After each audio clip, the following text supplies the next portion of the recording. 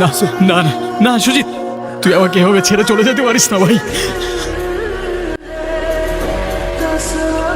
অবাক হও না, আমি তোমার শত্রু না মাইকেল।